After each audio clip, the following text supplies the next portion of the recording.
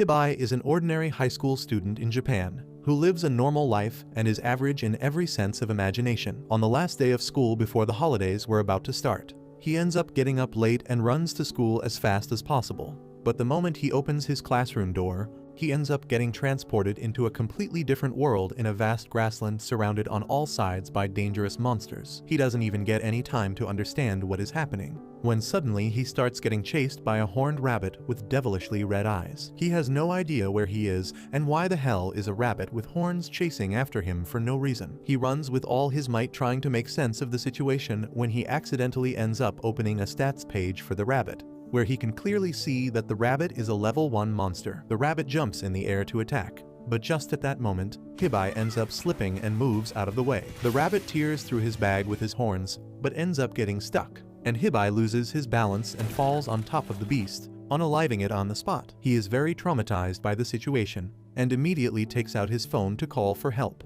But he notices that there is no service to be found here. He tries to keep his wits about him when suddenly his stomach starts making noises as he hasn't had anything to eat since the morning. He looks at the rabbit, but realizes that he doesn't even know whether that thing is edible, and he can't even cook it without fire. Just then suddenly he is again able to see the stats of the rabbit, and learns that the rabbit is in fact edible and eaten as a stew in many areas. He still can't bring himself to butcher the rabbit and eat it, so he simply packs it up in his bag and starts moving. He tries to understand how is he able to see the stats of things, and checks whether that skill only works on living things or not. He checks the stat of his backpack, and it turns out that since the bag is not from this world, he can't really see the stats as it's made up of unknown materials. With that, he wonders what else he can do, so he checks the sky, and the skill shows that there is no target to appraise. He then turns towards the ground, and suddenly the skill shows that the target is a level 273 monster known as the Maze Eater. This confuses Hibiki as he is just looking at the ground. He checks it over a couple of times,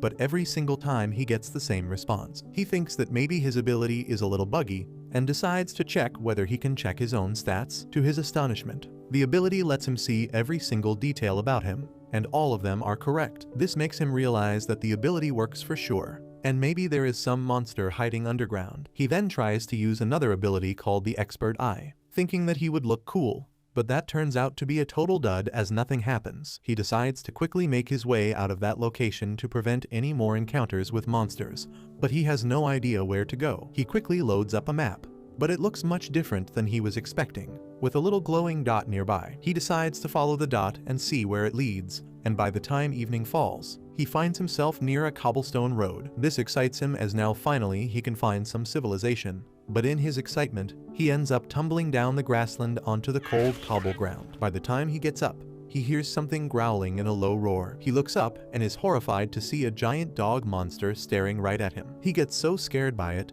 that his sudden movements scare the monstrous dog as well, and during the confusion, an arrow hits the dog directly in the head and knocks it down in an instant. Hibiki turns around to see where the arrow came from and is delighted to see an actual person this time and not a new monster. The girl walks up to Hibiki, and he immediately thanks her for saving his life, and the girl tells him not to worry about it. She introduces herself as M, and Hibiki wonders whether she is a foreigner since she has pretty long and pointed ears. Before he could ask anything though, the girl asks whether Hibiki came down from the grasslands, and is shocked to see that he survived that. Hibiki, however, is lost in his own thoughts and asks whether M is doing an elf cosplay or something. M doesn't really understand what the boy is talking about and claims she doesn't know what a cosplay is. Hibiki realizes that he might be wrong, while M again asks what the hell was he doing in the grassland of the Maze Eater. Hibiki realizes that name from the time he was checking the stats of the ground. He tells M that he doesn't really know about it. M is surprised, asking why the hell would he go there if he doesn't even know what it is. Hibiki replies that he was just suddenly transported into the middle of the grasslands. M starts thinking what could be the reason of that, while Hibiki ends up checking the stats of the girl,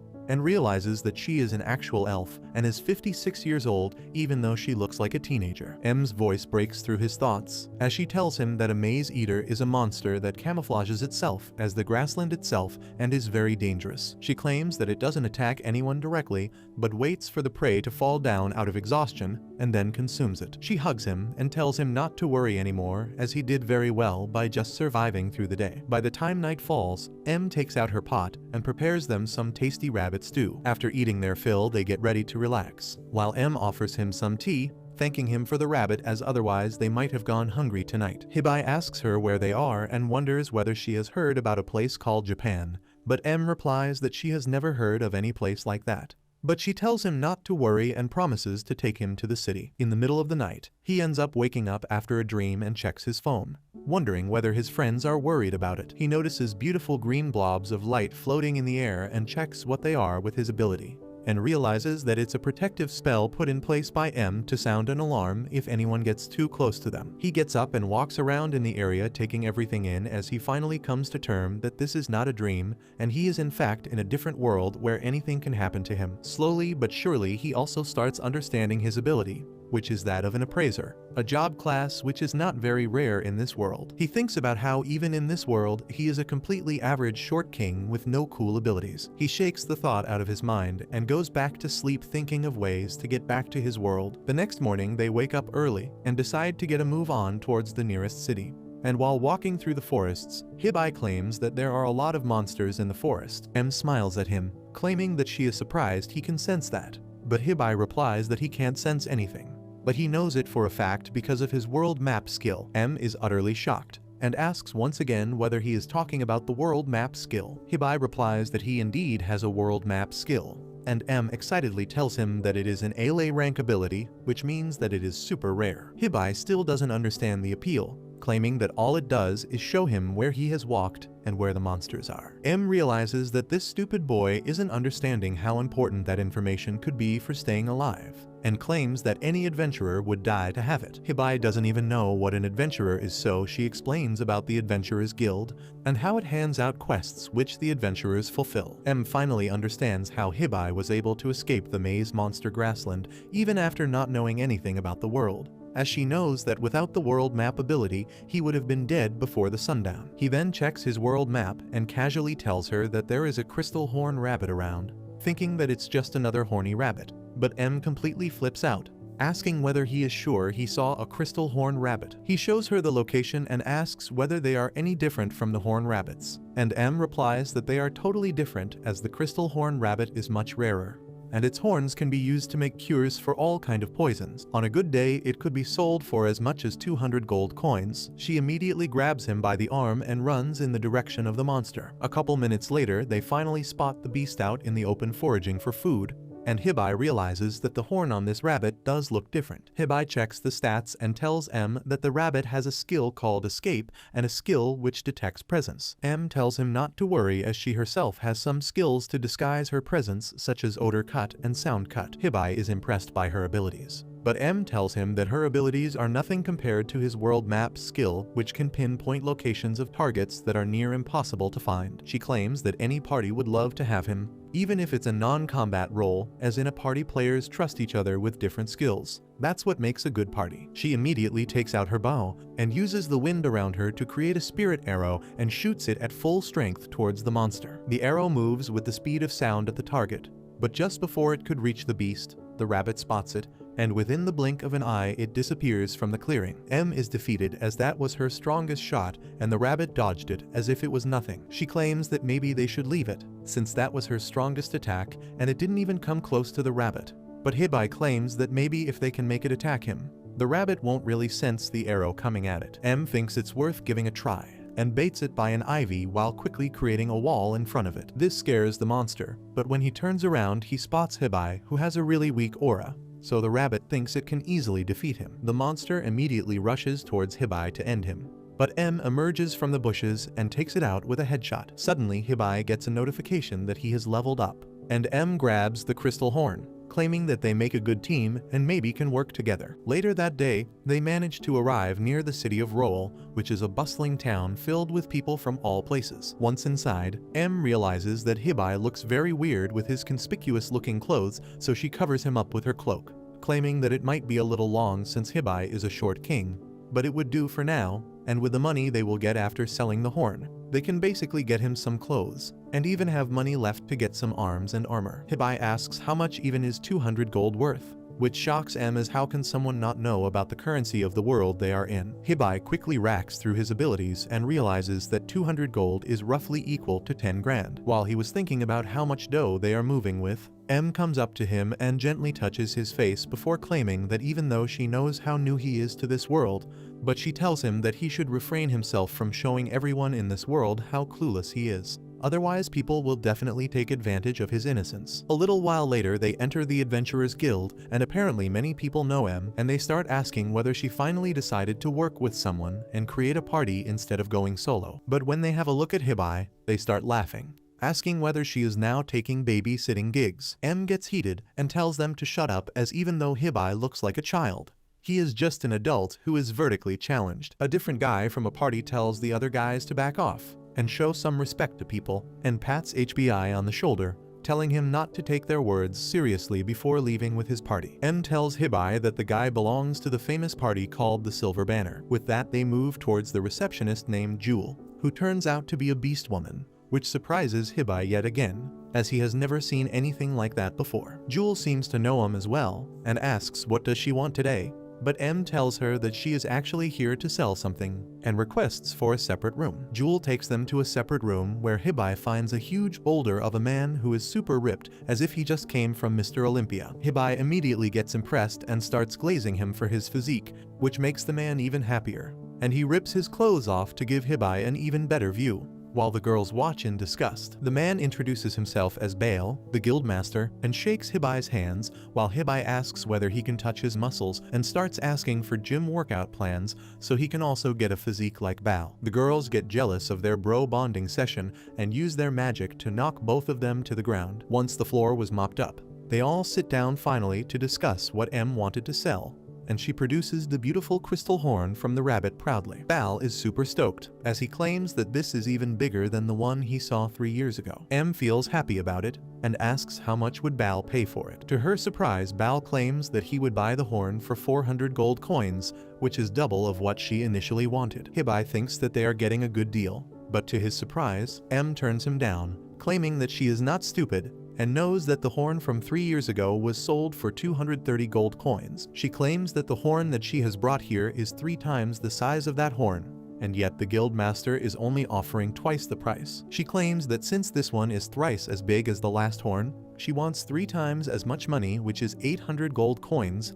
The math ain't mathing in Hibiki's mind, but he decides to keep his mouth shut and let M deal with this. Bal claims that he can't afford to pay that much, and offers 550 coins, while M counters with 780 coins. After a lot of back and forth, Bal is finally forced to offer 700 gold coins through clenched fists, and M claims that they have a deal. M is super happy, but Jewel doesn't seem to be amused, as she smiles scarily and tells Bal that since they went much over their budget, they will simply have to cut the extra money from his salary next month. Bal is shocked, but he can't say anything as Jewel starts talking and claims that for a dumbass guild master who doesn't even know the budget they have before they start to haggle, it's the perfect punishment. M gets really excited and happy, thinking that now Hibiki would have no choice but to asks M to take him in his party so that they can go on even more adventures and earn money. Hibiki, however, doesn't say anything and leave M to discuss the money situation and transfer with Jewel, while he goes downstairs and waits on a table, when he suddenly hears voices in his head. At first he thinks that he is getting schizo,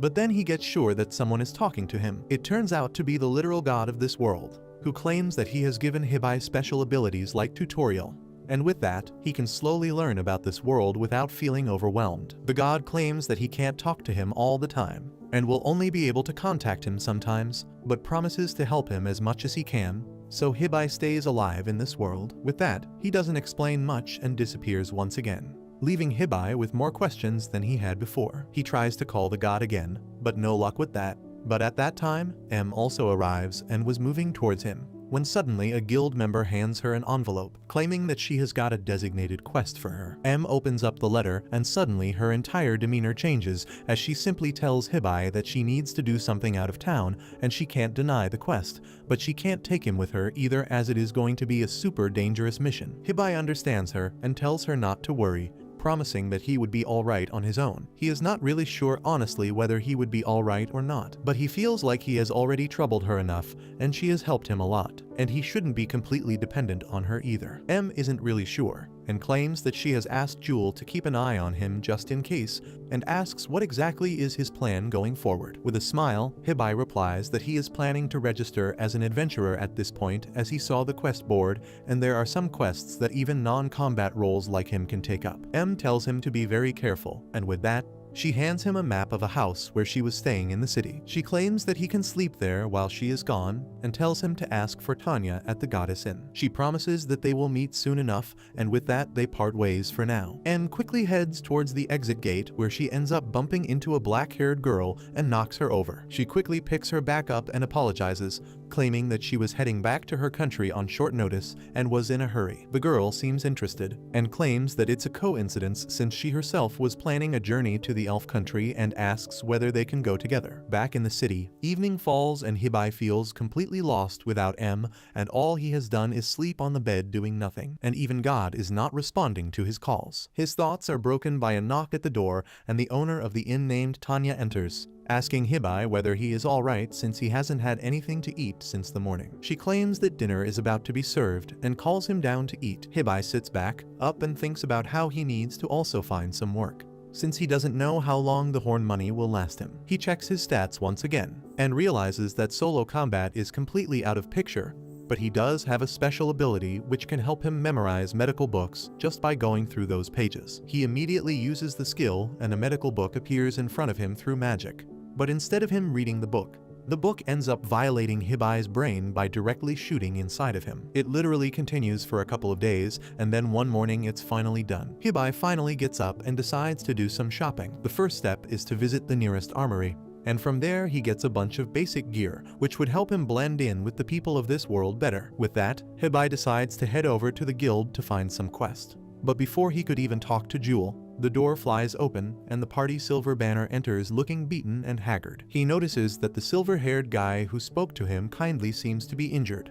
With that, the guy falls to the ground, and Hibiki notices that literally an arm is missing from the silver-haired guy. Jewel gets worried and claims that Bal is out of town at this moment, and asks whether they tried other healing magic. But the party shakes their head, claiming that it didn't work. Hibiki wonders whether he could save the man's life, and asks to have a look. One of the girls in the party gets mad at him, claiming that they want a healer, not an appraiser. Hibiki, however, tells them that he has read some books and can try to save him. He realizes that apart from being chopped up, the guy also has poison in his body, and Hibiki doesn't have enough mana to use the spell needed to clean his body of that poison. He immediately asks if anyone in the guild has that ability, but no luck. He realizes that the silver-haired man doesn't have much time, when he realizes that he has an ability with which he can temporarily increase his mana by getting it from other people. The members of his party alongside Jewel all agree to transfer their mana into Hibiki, and soon he channels all the mana and uses a very high-level healing spell which removes the poison from his body. Immediately after, he uses a second spell which restores all the limbs of the man, bringing him back to full health. Before he could celebrate though, he ends up getting knocked out cold by the effort,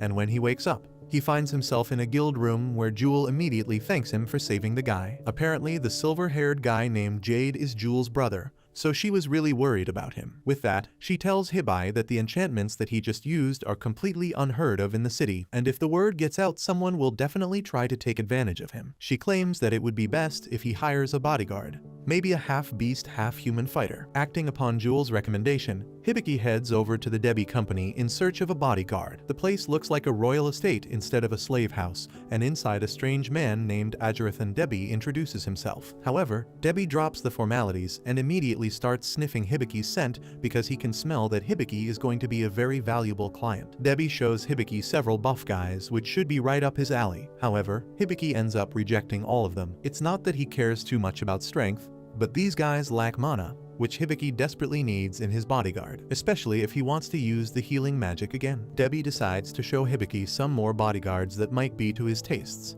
but then the voice of God tells the young adventurer to go out and find one for himself. The thought never really crossed Hibiki, and he chooses to ignore it for now. Continuing with Debbie, Hibiki has to apologize for being such a difficult client. However, the man does not care at all. After all, he can smell the sweet scent of fortune coming from Hibiki. After using his appraiser's skill on Debbie, Hibiki finds out that he possesses the weird ability known as sense for money. Debbie can literally smell when a client has money or is about to get rich in the future. This is the reason why Debbie is being so accommodating. Hibiki then notices a strange section of the manor where the aura feels a little different. Debbie explains that this is where they keep the specimens who are unfit for battle or can't go back to their homeland. These are flawed bodyguards, and it might just be the place where Hibiki can find someone suitable. So he decides to check out this area as well, which makes Debbie even more delighted because anything he sells here is going to be profitable. Walking along the well-lit corridor, Hibiki sees a battered cage with a wounded wolf man and a little girl inside. The wolf has both its arms and a leg missing, while the little girl looks scared out of her mind. According to Debbie,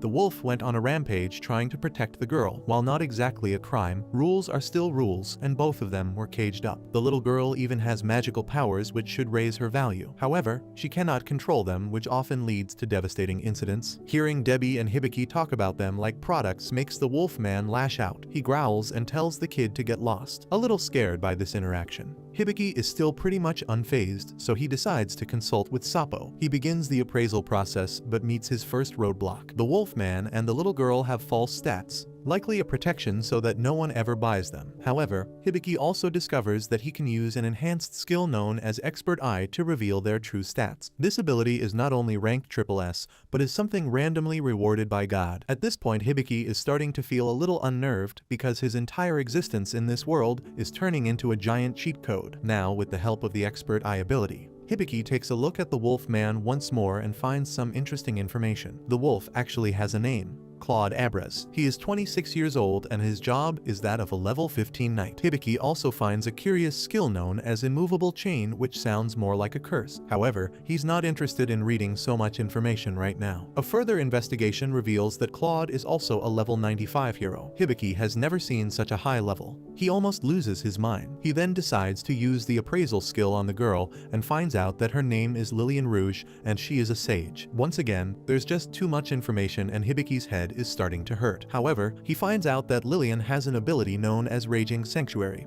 This skill is a trial placed on God, and it cannot be controlled by a human being, so it leads to self-destruction. Hibiki looks up at God, wondering how he can be so cruel to such a little girl. However, God remains casual because this is a trial that a sage must go through. Now that Hibiki has all the relevant information, he decides that Claude and Lillian would be great bodyguards because of their extensive mana. However, he still has some reservations because of Claude's unknown curse.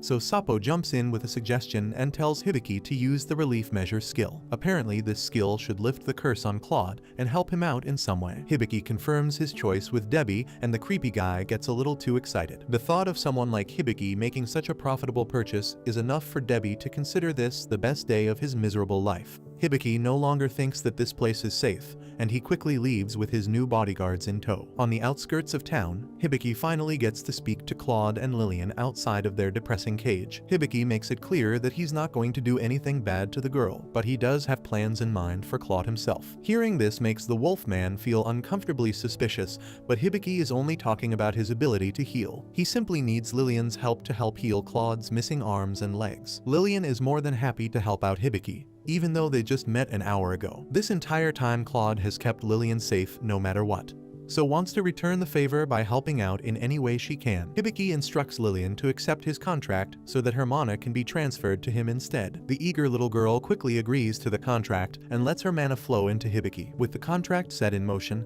Hibiki now has the required mana to use the perfect heal ability and restore Claude's broken body. Hibiki activates the spell as a flash of intense light envelops Claude, and he howls in pain. In just a matter of seconds, his body gets restored to its former glory. Lillian is amazed to see her beloved Claude return to his normal self. This act of kindness is proof that Hibiki is not going to hurt them, and Claude slowly opens up as well. Hibiki then asks Claude if he feels better, and while it will take time for the Wolfman to reach his former strength, he feels the remarkable change throughout his body. Hibiki understands that Claude will require time to gain back his full powers. After all, he has an unknown curse placed on him, making it difficult for the wolfman to exceed his strength. Yapping away like that might land Hibiki in trouble because Claude's curse is supposed to be a secret. The wolfman is almost tearful to learn that someone in this world knows that he has a curse placed on him. Hibiki also reveals that in the future Lillian is going to be a sage. Claude is seriously starting to get freaked out at how much this little kid seems to know. Hibiki blurts out that he was given the expert eye ability by God himself. This should be impossible for any mere mortal in this world. This ability is divine in nature, and not something that a person can easily acquire. Hibiki is now more determined than ever to lift the curse placed on Claude. He activates the level 1 relief measure skill, which reveals several chains tightly gripped around Claude's massive body. A giant scissor then appears in the sky,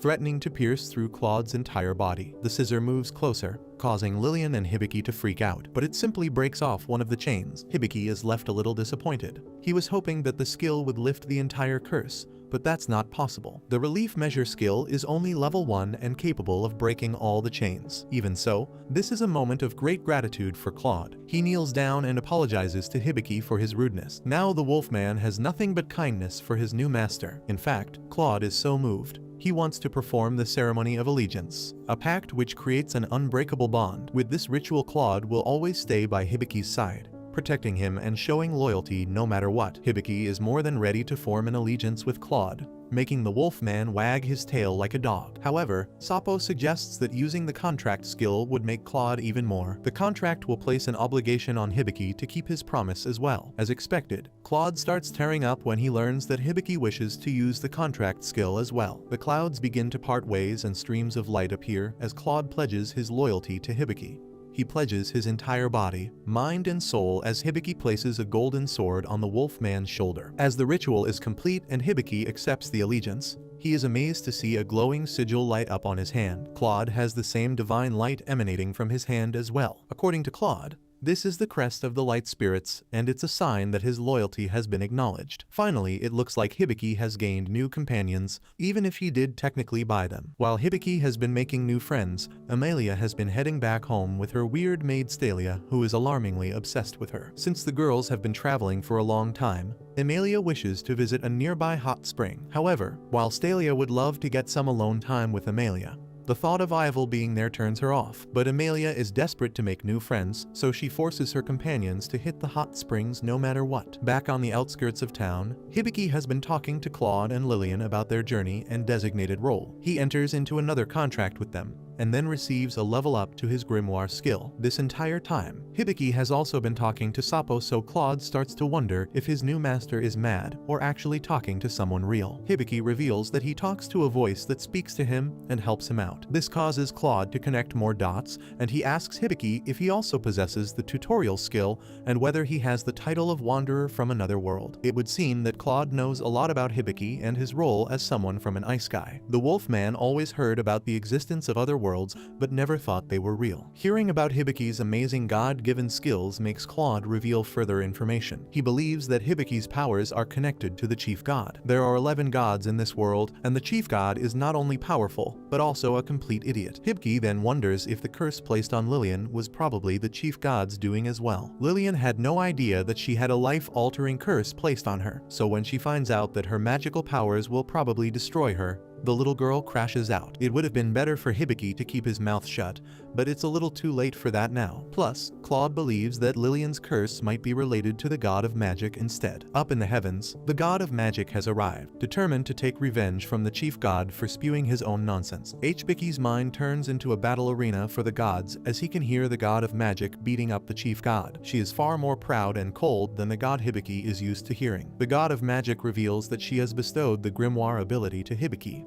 allowing him to help out Lillian in the future. But she is not the sort of merciful god that you can pray to every day. After speaking with Hibiki, the god of magic continues to torture the chief god, while Hibiki bears the torture of having all of these voices in his head. Once things have settled down, Hibiki activates the grimoire skill, only to find a fluffy white cat staring at him. This adorable little creature is called Veen, and she is supposed to be the grimoire itself. However, Lillian and Hibiki can't get over the cuteness of the creature, causing Claude to feel incredibly jealous. Every time Hibiki pets Veen, he can feel Claude's aura changing behind him. Once the petting session comes to an end, Veen explains that she has been sent by the god of magic and will help Hibiki in his travels. Watching Hibiki pet the cat is the last thing Claude wanted to see. His day is ruined and he starts crashing out, causing little Veen to freak out as well. Meanwhile, Amelia has been enjoying the hot springs as well, completely oblivious to her maid's creepy advances and Ivel's suspicious behavior. Stalia believes that Amelia can't force Ivel to become her best friend. Such things take time. Plus, Stalia doesn't want anyone else to get close to Amelia. However, Ivel overhears the conversation and decides to stir things up by offering to rinse Amelia's back,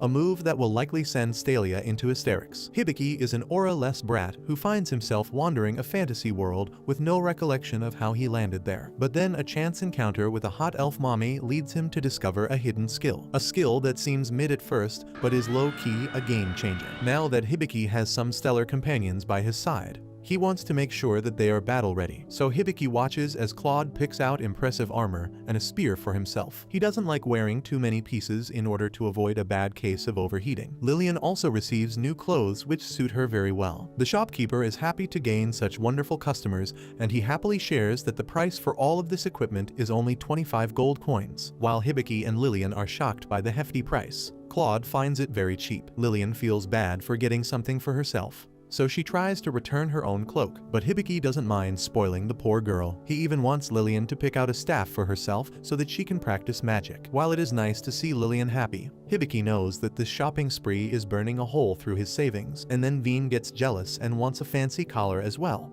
which ends up costing 15 gold coins. The shopkeeper is more than happy to get paid as Hibiki dies internally from his lack of funds. Once everyone is equipped and ready, Veen begins her magical training. While Claude has the abilities to fight on his own, Lillian and Hibiki lack the necessary training to become true adventurers. So Veen hopes to teach these hopeless losers a thing or two about magic as the grimoire itself. But Hibiki still has no idea what the grimoire is, so he turns to Sapo and asks her to provide an explanation. According to Sapo, the grimoire is a rare skill which can allow the user to learn all manner of knowledge. Hearing this makes Hibiki wonder if he can also learn magic, but Veen makes it clear that he is only capable of learning basic, useless spells. With his hopes of doing magic completely destroyed, Lillian clams down everyone and Veen begins her lesson. The first order of business is to control Lillian's magic output. For this to work, Hibiki needs to be registered as an accountable person. Apparently, all Veen needs to do is violently bite Hibiki in order to help Lillian control her mana. But it seems more like a cruel joke than an actual lesson. Veen then tells Lillian that her mana remains the same, but her magic output has been reduced to 10%. This percentage will slowly increase as the little girl learns to use her powers. Now Veen turns to Hibiki because he needs to learn magic power circulation. This ability allows two people to circulate their magic flow within each other, creating a sense of harmony and control. Hibiki is having a hard time keeping up with the lesson, so Veen asks Claude to circulate his magic within Hibiki. The young adventurer and the wolf man touch each other's hands and soon,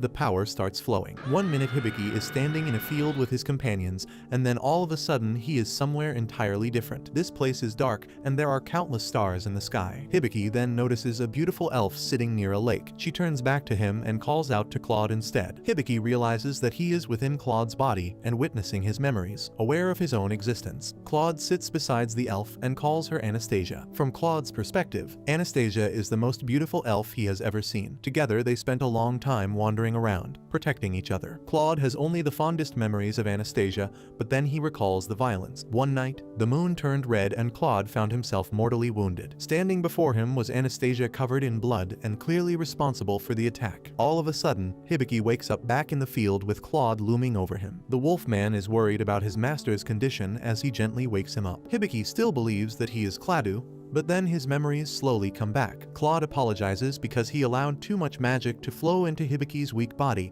and the boy ended up wandering too deep in Claude's consciousness. Veen scolds Claude for not listening to her instructions carefully. However, she is hoping that Hibiki saw something embarrassing in Claude's memories, something that she could use for her own scheming. But Hibiki only saw a beautiful memory which he still has no idea how to explain or understand. Veen's stupid lesson finally comes to an end, but Hibiki still needs to practice household magic. This form of magic requires the user to complete trivial chores like sweeping the floor or dusting around a room. If the user emits magical energy while doing housework, then elemental spirits will gather the energy as a form of payment. Once the spirits are satisfied, they will teach the user how to control household magic. This isn't the type of hardcore training Hibiki had in mind, but according to Sapo, training through housework is the only way to unlock this type of magic. After some time, Lillian and Claude arrive as well, hoping to have dinner with Hibiki. However, the clumsy wolf unknowingly overturns a bucket of water, causing another mess for Hibiki to clean up. Apologetic for his thoughtless behavior,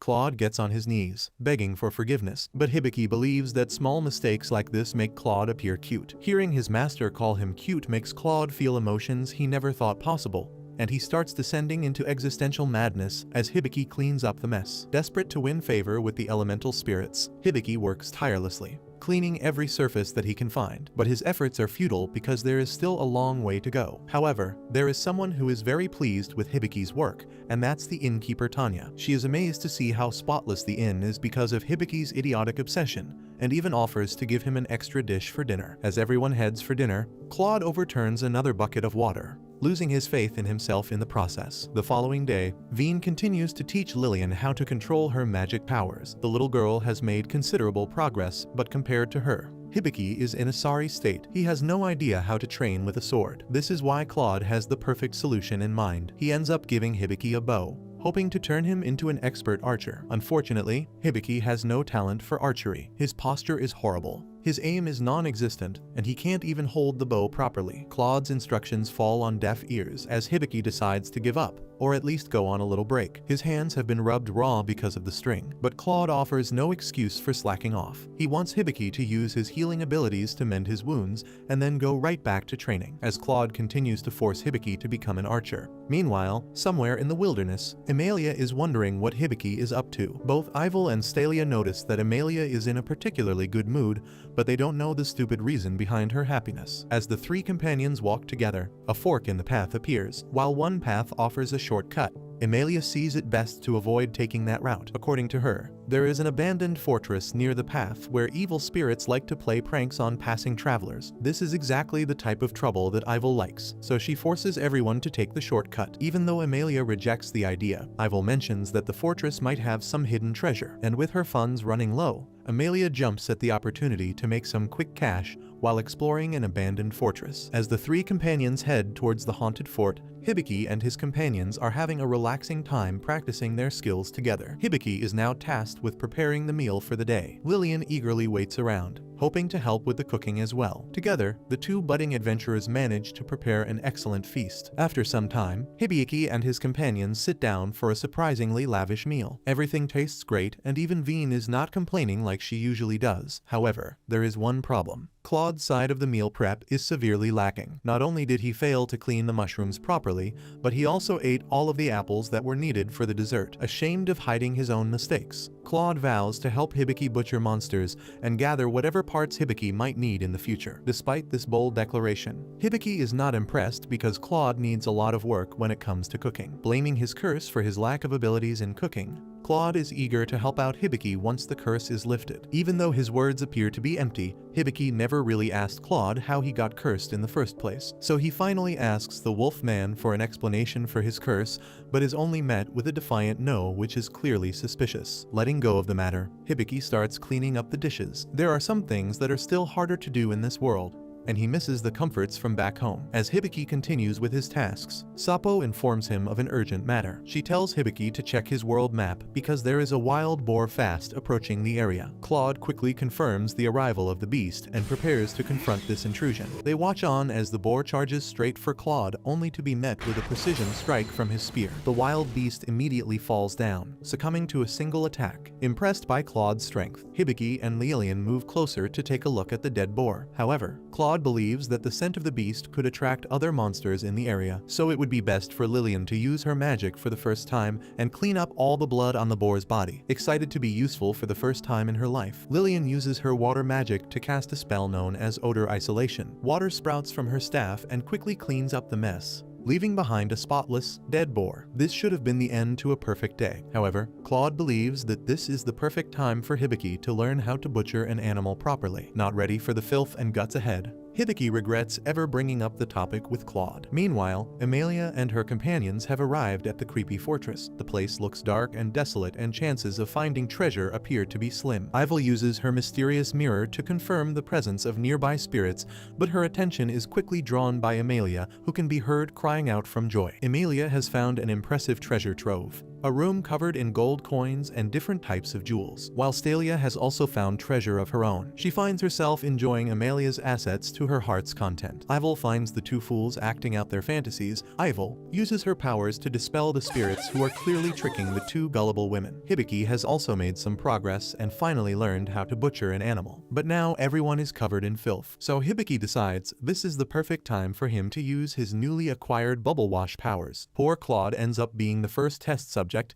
and he can only stand still as Hibiki directs his washing abilities towards the dirty wolf. At first, the wash seems like a disaster, but then Claude wipes away the bubbles only to reveal silky smooth fur. The bubble wash has not only cleaned Claude, but given him a new lease on life. So far, Hibiki has been having a lot of fun on his journey in a new world, but the question of money completely left his mind. Now, after buying expensive gear for his companions, Hibiki has to tell Lillian and Clade that they are going broke. According to Hibiki, the only way to save themselves from poverty is by getting some money from the guild. However, since Hibiki and the others are still technically not adventurers, they will have to start off with the dreaded F-rank quests that no one likes to complete. After discussing the matter with his companions, Hibiki registers himself, Claude and Lillian as a party in the Adventurers Guild. Now they can start accepting quests, but Hibiki did not anticipate getting bombarded with so much work. Claude has accepted almost every quest under the sun, so that they can start earning money quickly. Since most of the quests are low level, Claude believes that Hibiki will need to accept several of them in one go in order to make a decent amount of money. Depressed at the prospect of working so much,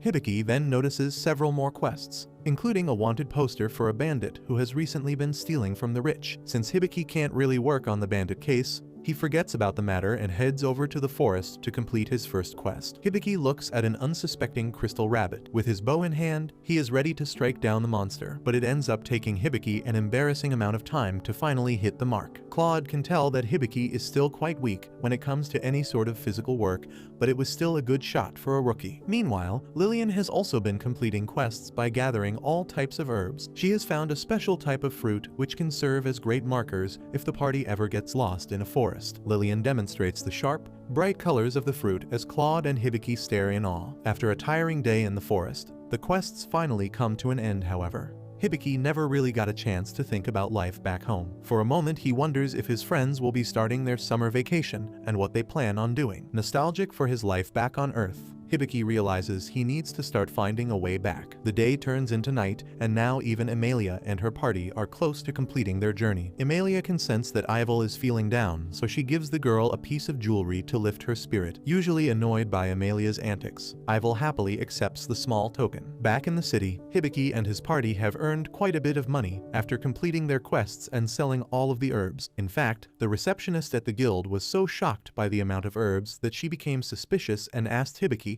if he actually bought them instead. Now Hibiki wishes to have a quiet, peaceful day in the city, but then he runs into Bals Dilliard, the guildmaster. He has finally returned from the royal capital. However, Bals is surprised to see that Hibiki still hasn't gained any muscles at all. Determined to turn the weak little boy into a man, Bals tells Hibiki to train with him. But then Claude gets really jealous and tells Bals to back off. The proud guildmaster refuses to back down because he believes he is the only one who can help Hibiki. However, Clade believes that muscles are something that should be built over time with care and practice. Bals mocks Claude's pathetic approach, and he decides to take things to the next level. Taking off his coat, Bals exposes his ripped muscles and then starts fighting Claude. The wolf man uses his spears to strike down the guildmaster, but he is clearly outclassed. Bals is an absolute beast. His body is built like steel, and he is talented with the sword as well. Hibiki is so shocked. He turns into an entirely different character. He can't believe that these two old men are fighting because of him. All of the nearby people run away from fear because things are starting to get out of control. Hibiki asks Sapo to appraise the guildmaster,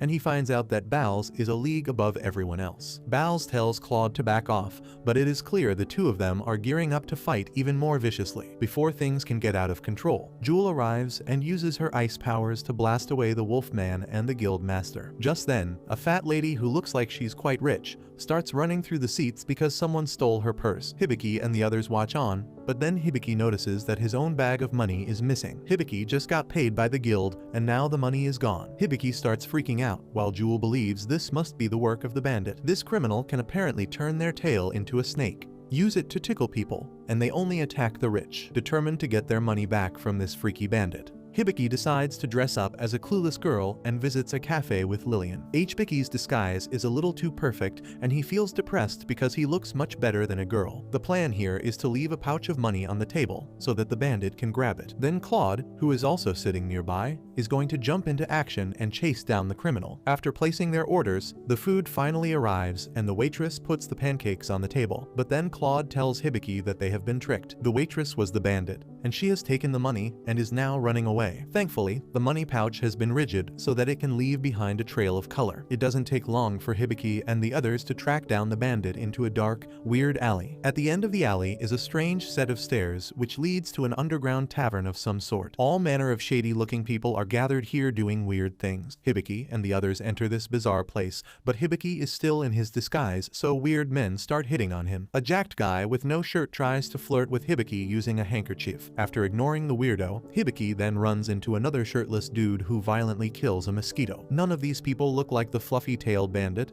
but then Hibiki notices a strange person in a hood. This hooded figure is definitely sticking out like a sore thumb, so Hibiki and the others decide to follow the stranger. Beneath the hood is a strange girl with a giant fluffy tail. Hibiki tells the stranger to give back the money she stole. However, it is clear that the girl is not scared at all, so Hibiki threatens to use his appraiser powers on her. Despite the fear tactic, the girl, whose name is actually Fauna, does not react at all to the pointless threats. But then Hibiki reveals that they know everything and Fauna is forced to remove the hood and expose herself as a beast girl with the most beautiful tail. Shocked by how hot Fauna is, Hibiki and Claude demand that she hand over the money. But Fauna is the one who laid out the trap. She lured Hibiki to the underground tavern where she stole more of his money. And now once again, Fauna has rigged the alleyway and uses a cheap trick to cause several wooden planks to fall right on top of Hibiki. Thankfully, Claude jumps in, keeping himself and Lillian safe and pushing Hibiki away so that he can chase after Fauna. Unwilling to let go of the bandit, Hibiki rushes after her but falls for another one of her tricks. Fauna looks back to see Hibiki tangled up in her wire trap, hanging upside down and begging to be let go. Hibiki cries out for help as Fauna mocks him, but then the beast girl notices that Hibiki is actually a guy. Hibiki's wig drops and his pants are exposed. Fauna actually finds him very cute in this state, so she offers to give the money on one condition. Fauna wants Hibiki to appraise a couple of items that she has in her possession. Accepting this simple term, Hibiki and Fauna go back to the underground tavern where they begin the appraisal process. First, Fauna asks Hibiki to appraise a special ring, which turns out to be a valuable ornament. Then Fauna asks Hibiki to take a look at a pearl necklace, which actually turns out to be fake stones. Seeing no value in the pearls, Fauna throws them away. Hibiki is then presented with a dagger, and after appraising it, he finds out that it's a dagger used mainly for ceremonial purposes.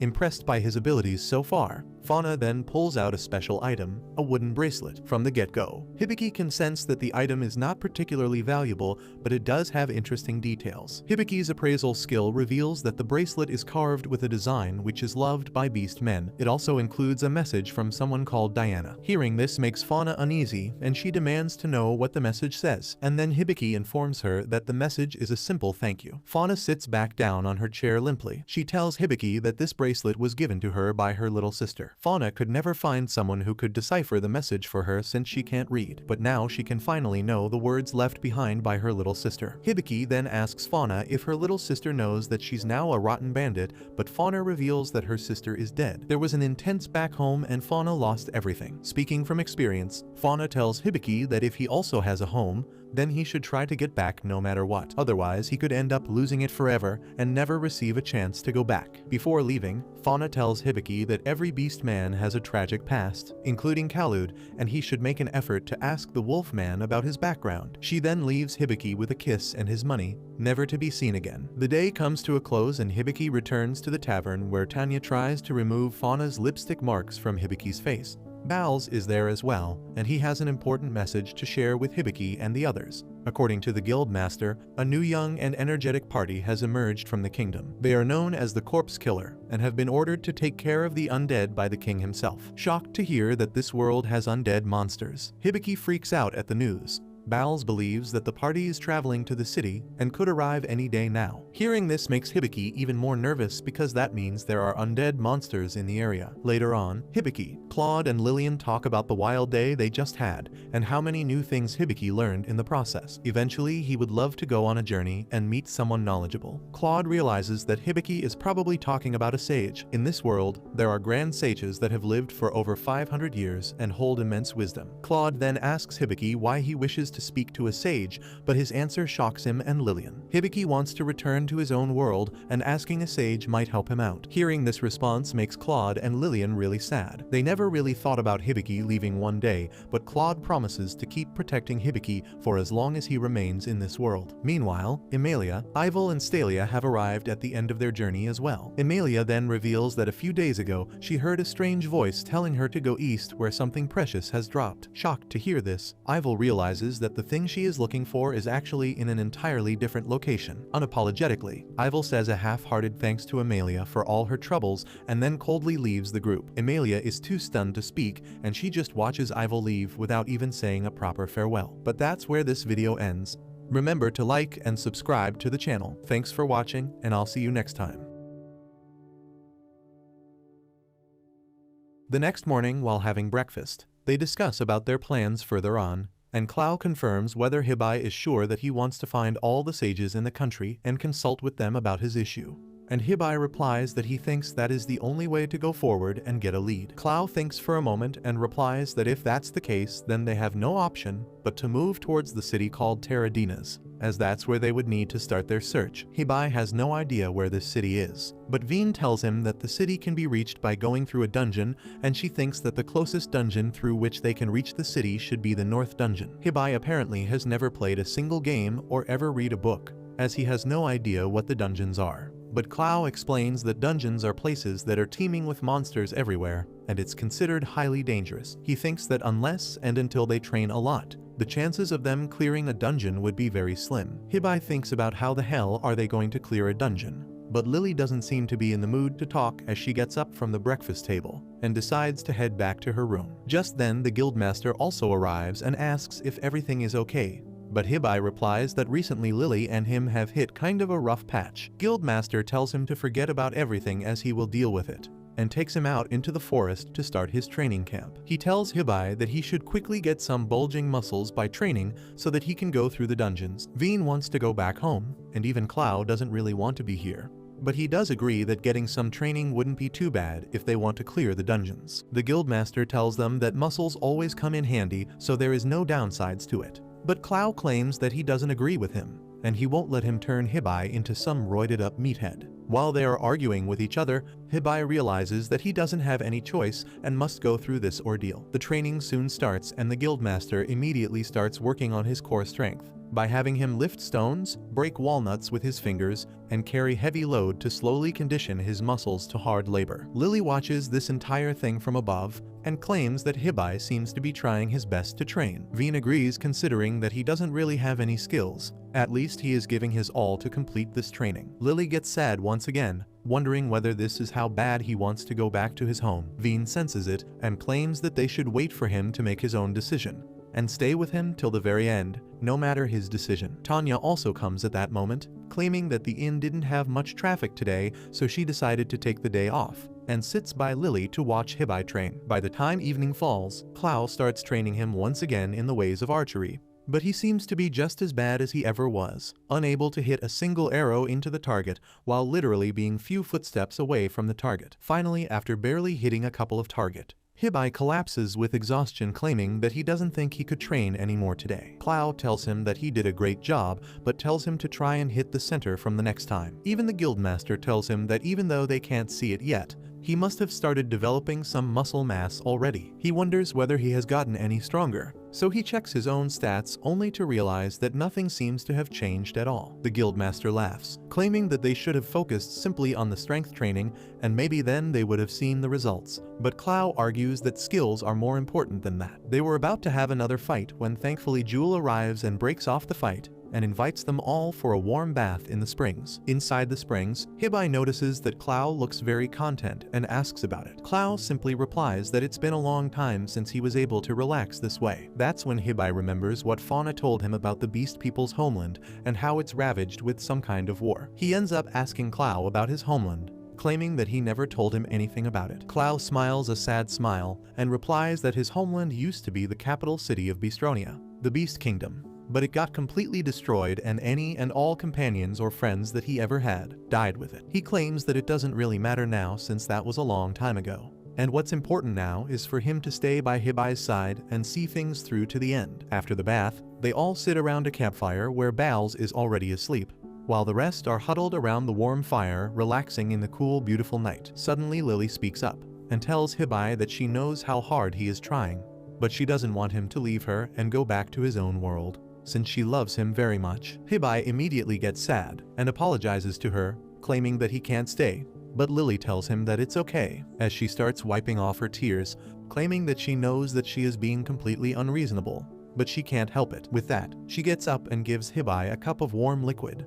claiming that she learned how to make it from Tanya, and it is supposed to help with exhaustion. Hibiki thanks her and takes a deep sip, telling Lily that she has done an incredible job and that he is already feeling better. With that, the little bit of uneasiness that was between the two vanishes into thin air. The next morning, when they were returning back to the forest for training, suddenly Clow feels the presence of someone else in the area. Hibiki immediately opens his world map but doesn't find anything, when suddenly Clow turns around and immediately takes his spear out to attack whoever was behind them. It turns out to be a young blue-haired woman, who tells them that she means no harm and was just passing by. Hibiki is confused, as he didn't see her in the map. So how is she here? So he decides to appraise her just in case, to make sure that nothing was amiss. Everything seemed to be normal, so he tells Clow that it's okay. Clow apologizes to pull her spear on her, but she tells him not to worry about it and introduces herself as Ivy, who is an E-ranked adventurer and lost her way through the forest because she got chased by a huge monster wolf. Hibiki immediately asks where did she last see him,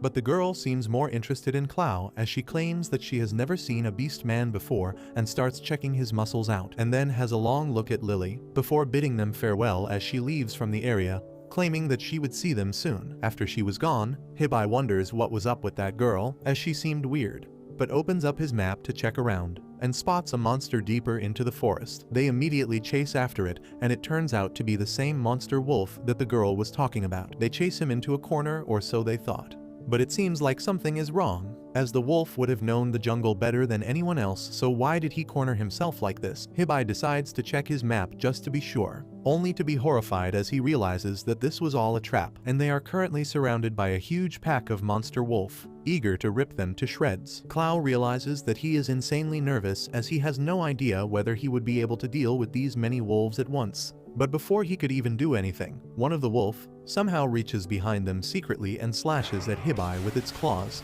causing a huge wound in Hibiki's body, which knocks him out on the ground as blood starts pouring out of him. Clow immediately starts fighting off the wolves, preventing them from coming close, while Lily tries her absolute best to try everything, but she can't seem to stop the bleeding no matter what. Unbeknownst to them, the entire plan was created by Ivy herself, who watches the entire scene unfold from atop a tree and wonders who lifted the beast man's curse partially. Clow realizes that he won't be able to fight and protect Hibiki at the same time, so he tells Lily to quickly take Hibiki back into the town and to Bals, who would be able to stop the bleeding and heal him. Lily is scared for Clow and asks when will he come back to them, but Clow himself is unsure whether he would be able to survive or not, but he doesn't have any choice but to hold the monsters back to give Lily and Hibiki a chance to escape. He tells Lily that he will be right behind them and they shouldn't worry about him. Lily believes him and creates a lion with her earth-bending magic, carrying Hibiki with her, while Clow stands in between to make sure the wolves don't go after them. The wolves don't seem to care about Hibiki, and that's when he realizes that the wolves are actually after him and not Hibiki. The wolves start attacking him once again while he tries to push them back, when finally a huge wolf comes forward, and when Clow looks into the wolf's eye, he feels the gaze of his first love, Anna, burning inside it, the elf who destroyed him. Meanwhile, Lily carries Hibiki away, wondering what will happen to Clow, but she can't think about anything else for long as a bunch of wolves start chasing after them as well, forcing them to immediately run for the nearby cave where they barely manage to escape, and Lily quickly uses her earth bending to seal the entrance. But the leader of the silver wolves is too strong and uses his tentacles to break through them and starts reaching for Hibiki. Lily manages to use a powerful spell and push the tendrils away, while Hibiki tries to check his own stats and realizes that he doesn't have much time. He quickly tries to activate a healing spell on himself, but he doesn't have enough physical or mental strength right now to be able to do that. He thinks about how both Clow and Lily are trying their best and are literally fighting for their lives right now. If he doesn't get a hold of himself quickly, they might not be able to survive this. Building up these emotions, he suddenly gets a burst of energy and manages to activate the Hyper Cure spell on himself that cures his injury to an extent. With that, he immediately uses his Summon Sacred Beast ability, which causes a huge lightning storm and turns Veen into a huge panther, who uses her lightning skill to completely destroy every single wolf in the area at once. Hibiki immediately asks whether they could defeat the huge wolf who is near Clow with this same spell. But just then, Veen turns back to her normal self, claiming that she won't be able to take that avatar for a while now. He claims that they need to go back to help Clow, but Veen tells him to reconsider, as the wolf that attacked and injured him was the Silver Diamond Wolf, which is the pack leader and incredibly strong. Hibiki claims that it doesn't matter and that they can't leave Clow behind while he is trying to protect them. It's their job to protect Clow as well. Just then he realizes that he has gotten a new ability called the Medicine God Staff. Without reading it fully, he activates it, which immediately heals him and Lily to full health. Suddenly a plant starts growing right in front of his eyes, and from one of its branches a bow is formed. Hibiki plucks it out and appraises it, only to find out that it's a spirit bow of the chief god. He remembers how used to do something similar with her bow, so he tries it out, only to realize that the bow is incredibly powerful. With that in his hands, he decides to finally face the wolf monster and save Clow's life. Before anything bad happens, he shoots a single arrow into the sky, and Veen immediately realizes that this bow is overpowered as hell and wonders how the hell are the gods so generous with this boy. Hibiki is satisfied though, as now finally he will be able to do something and be of help to Clay. He decides that they are going to fight their way towards Clow and make sure that he is alright. Lily uses her earthbending magic to create the magical lion once again, and they all sit on its back and start racing towards the area where Clow is stuck fighting the horde of wolves. It is not going to be easy though, as he realizes that a bunch of wolves are running towards them from all directions and the only way they can reach Clow is to fight through them. Veen agrees that this is the only way, so Hibiki takes out his bow and charges up a spirit arrow, only to realize that he is bad at archery when the targets are stationary. This time, not only are the targets running around, but he himself is not stable and is moving around too much. He immediately starts losing confidence in his abilities, thinking that there is no way that he would be able to hit his shots with so much going on. Suddenly, he remembers one of his skills called the Expert Eye, which he hasn't used yet, and decides to try it out. He activates the ability, and suddenly his eyes turn blue and a bunch of hit markers start appearing on the wolves as if he is in Red Dead Redemption. He slowly puts his aim exactly on the wolf's head and shoots his shot, and to his surprise, takes every single wolf in front of him down with a single shot. He is shocked as he realizes that not only does this bow never run out of arrow, travel at the speed of light, but also causes area damage.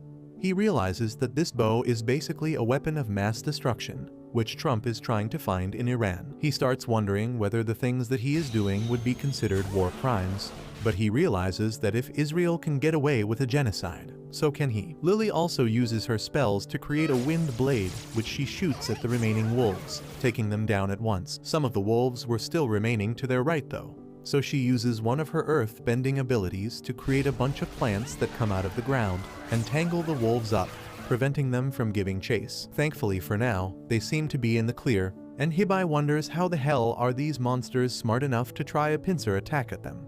But Veen replies that they are not smart, but they are being controlled by someone who is much smarter. Right now their main aim should be taking down the Silver Diamond Wolf, which should help them finish off the remaining monsters. Hibiki wonders how such an incredibly strong monster managed to come in this forest, but Veen replies that she is having a gut feeling that this is somehow related to that Ivy girl that they just met, as if she didn't tell them about it, they wouldn't have ventured so deep into the forests. Hibiki doesn't think that Ivy has anything to do with it, but he is very wrong, as Veen has the truth of it. She thinks about her, and can swear that her face reminds her of someone that she has seen before. Back in the main battleground, Clow is completely exhausted and battered, but somehow manages to destroy almost all of the wolves, but he has taken a bunch of damage as well, and is on the verge of collapsing from exhaustion. The fight isn't over though, as the main leader of the Silver Wolves is still alive and starts moving slowly towards Clow, who falls to one knee and thinks about how he entrusted everything to Anastasia, the woman he loved, and she decided to destroy everything including his heart. He tries to call out to her through the wolf, but realizes that it's of no use and gets ready for a final bloody battle with the wolf leader. The diamond wolf rushes at Clow, who tries to use his spear to fight back, but the wolf is too quick and manages to strike Clow clean on the side, causing blood to gush out of his mouth as he falls to the ground unconscious. Suddenly, the wolf senses something coming its way and uses its shield to block the attack, just as Hibiki and the others come rushing at it. Hibiki is shocked that the wolf managed to block his attack, but Veen claims that the diamond wolf has a very strong defensive barrier around it, and his current power level doesn't seem to be enough to get through it. The wolf turns its attention back at Clow, ready to finish him off, while Hibiki shouts at the wolf to try and draw its attention as he shoots arrows after arrows at it, but it's of no use. Just when Hibiki thought all was lost, the pact that he made with Clow activates and summons him back near Hibiki, on top of the earthen lion, which soon disintegrates, leaving Clow bleeding on the ground. Hibiki immediately starts checking what's wrong with Clow, when Veen screams at Lily to focus on the wolf, who is running at them full tilt with hunger in its eye. Lily releases her full magic potential and creates a barrier of wind around them, which pushes the wolf back, who starts creating rock boulders with its powers and throwing it at the tornado, hoping to break through it. Veen claims that they need to quickly fix Clow and run away, as that's their only hope of survival, and once the diagnosis was complete, Hibiki casts his hyper-cure spell at Clow, and while that was happening, he checks the stats of the wolf, only to realize that the wolf is under control of the woman Anastasia, who Clow used to love, and who he saw himself in his dreams. He tries to cast the perfect heal spell on Clow, but it turns out that he isn't getting enough mana to cast that spell. He realizes that Lily is burning though her mana using the wind barrier, and that's why she can't share much mana with him. He tries to use the best healing spell he can use with the amount of mana that he had remaining, but it doesn't seem to work. Finally, Lily's wind barrier also breaks, as one of the rocks fly through it, and barely misses them. Whizzing past their heads, Lily falls to the ground unconscious out of exhaustion, leaving Hibiki alone to face off against the giant wolf monster. Ivy laughs from the trees, thinking how Hibiki could have simply ran away when he had the chance, but he decided to throw his life away from someone else. He decides to make a last stand and charges his arrow to its full potential, and as the wolf charges at him, he shoots the arrow, but to his horror, the arrow simply gets deflected by the barrier. He wonders whether this is the end of his life, when to his surprise, Clow uses his punch to stop the wolf in its tracks. Hibiki is shocked to see Clow as he struggles to stand up, but something changes as the cap on his abilities gets removed and his levels skyrocket from low 20s to high 90s. With that, he manages to punch the wolf into the wall, while he thanks Hibiki for treating him and tells Hibiki that he will take care of it from now on. He summons a new spear to him and starts overflowing with magical energy as he jumps into the sky in a golden blur and convert his spear into a homing missile, claiming that it will find its target no matter what. The wolf immediately tries to use its defensive barrier, but Clow claims that it's of no use, as for his magical spear the barrier is no better than a piece of paper. He takes aim and throws the spear directly at the wolf, piercing through the barrier with ease, destroying the wolf completely. The head of the monster falls at Hibiki's feet, and he appraises it to realize that even Anastasia was being controlled by someone else. Suddenly, the ghostly form of Anastasia appears beside Hibiki as she thanks him for setting her free from this life of cruelty and destruction. She claims that she can finally sleep in peace now. With that, she disappears, while Clow apologizes to Hibiki, claiming that everything that happened here was his fault. Hibiki asks whether his hero powers have been returned, but it turns out that the boost that Clow got was temporary only. Clow reveals that the woman he loved had the power to control other beings around her, but someone managed to gain control of her, and she betrayed everything that she held dear. Hibiki asks whether his curse could be lifted if they finish off Anastasia, but Clow replies that Anastasia herself was under the control of someone else, and reveals that he already killed her with her own hands before. He never thought though that there could be beasts that are still under her control, which was a mistake on his part. Hibiki claims that none of this is his fault in the least. In fact, he is the victim here, and we don't victim blame here. Before Hibiki could say anything else though, the adrenaline wears off, and he starts feeling the toll of using such high-level spells and falls to the ground unconscious. He wakes up after 2 whole days on a morning alongside Clow and Lily. He had no clue that he slept for that long, and realizes that his body is very weak and the spells that he uses take a toll on him. He soon realizes that sleeping for 2 straight days can make you very hungry, so they all go down for some chow, and thankfully for them, Tanya has prepared a feast which fills their stomach to the brim. When they return back to their rooms in the evening, Hibiki feels oddly satisfied with his life. As he looks at his companions one by one, realizing how much they mean to him, he suddenly tells them that he has decided that they don't necessarily have to go to Terra Dinas through the dungeon in order to find the sages. He claims that his family and friends are waiting for him back in his world, and one day he will find his way back there. But right now, he is content with his life here, and he promises that he will figure something out so that he can return back to his world, but he doesn't have to leave Clow and Lily behind. Lily is overjoyed, claiming that she would love to come with him. While Clow is a little confused, Veen claims that she doesn't think it works like that, but Hibiki claims that he is optimistic about it and thinks that things will start falling into place slowly. Clow immediately claims that even though he doesn't think it's going to be easy, Hibiki might actually figure a way out to do this. So he gets down on his knees and pledges his allegiance to him once again, claiming that he would follow Hibiki to the ends of the earth if need be. Lily agrees, claiming that she will follow him as well. And finally, Veen also caves and lets out her true feelings that she is having a lot of fun and wants to stay with them forever. Later that day, Hibiki stares out of the window, lost in his thoughts when Lily disturbs him and asks about his family and friends in his original world. Clow is also curious about them, so Hibiki tells them both that he always spent good time with his friends over a cup of black tea. The term black tea is new for Lily, and Hibiki doesn't make it any clearer by adding that his friend's family ran a tea cafe. Clow says that just like Hibiki is missing his family and friends, they must be missing him too. He agrees but says that he is not sad about being away from them, because he has great friends in this world too. The next day, they head over to the guild where the guildmaster Bal is impressed after hearing the story of how Hibiki had a close battle with a silver diamond wolf. He says that one needs more than talent to defeat an enemy that powerful, and Hibiki is flattered. But then Bal gets furious because he blames himself for Hibiki collapsing during the fight. He decides to level up Hibiki's muscles by taking him to gym instantly, but Jewel is not a big fan of gym bros whose muscles are their only personality. So she freezes Bal's head and tells Hibiki the reason they called him here. She wants to discuss the rewards for defeating the silver diamond wolf, and Hibiki can't believe the reward amount when he reads it. Jewel tells him that if the monster made it to the town, many people would have died, and even Bal would struggle against a monster of that level. Bal frees himself from ice and tells Hibiki to not act shy and take the reward, and he obliges. Next, Hibiki goes to Dobby, the creepy guy from Epstein Island, who begins sniffing him as soon as he sees him. He can tell that Hibiki has become even richer this time, and then greets Lily and Clow behind him. He asks Hibiki to come inside, but he is a bit nervous about bringing his friends inside considering their history with this place. Dobby tells him that there is no problem whatsoever as long as he has money, and they eagerly head to the weapons showroom. Hibiki picks up a wind layer tunic to help him dodge enemy attacks, and Dobby asks what kind of weapons would he like to go along with it. Hibiki tells him that he is satisfied with his current weapons because he doubts anything could beat his divine bow. Soon, Lily picks up a robe and a blossom wand as her weapons, and Hibiki compliments her, saying that it suits her. Dobby is glad that they have picked their gear quickly, and he tells Hibiki that his bill is 1,200 gold coins. Hibiki and Lily feel their brains exploding because they don't think anything in the world can cost this much.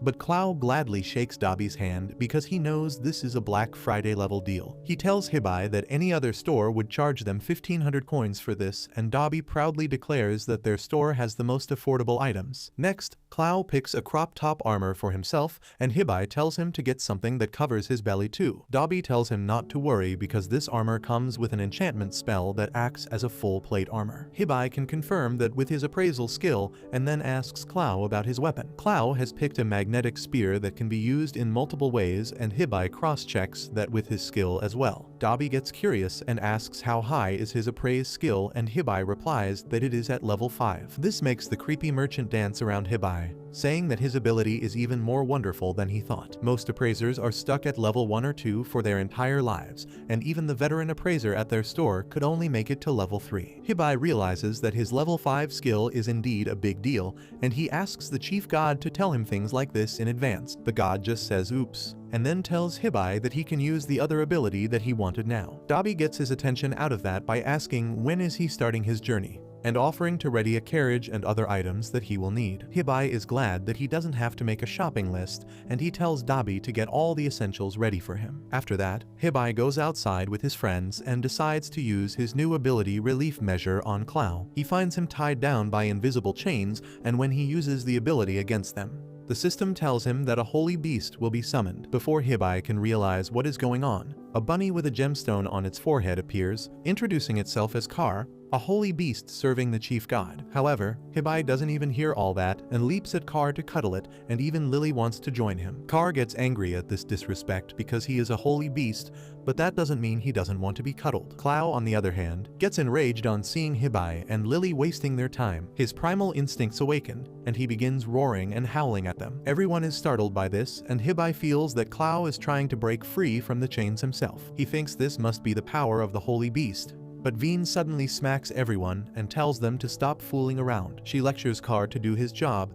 but he starts acting silly instead, asking what is she doing here and why is the wolf staring at him like he is hungry. Veen calls him an idiot sandwich and asks him to finish his job before useless chatter, and the disappointed Kar decides to show her what he can do when he gets serious. He uses his domain expansion and unleashes two hands made of light that grab Clow's chains. Kar focuses the power of his gem and pulls the chains hard until they shatter, and Hibiki is really happy to see this. Clow thanks him, but he asks him to thank Kar instead because it was his ability that made this possible. Clow thanks the divine rabbit, while still growling, and Veen is proud that he has grown so much that he is just growling instead of chasing after Kar. The divine bunny realizes that he is in danger if he stays here, and instead of joining Hibiki's team, he hops off to the divine realm. The next day, the temperature breaks all records, and being a wolf, Clow has a lot of trouble keeping his body cool. Even with Lily helping him with wet towels, he is still uncomfortable in 39 degrees Celsius, or 102 degree Fahrenheit temperature. Hibiki suddenly gets an idea and asks Clow why doesn't he trim his hair,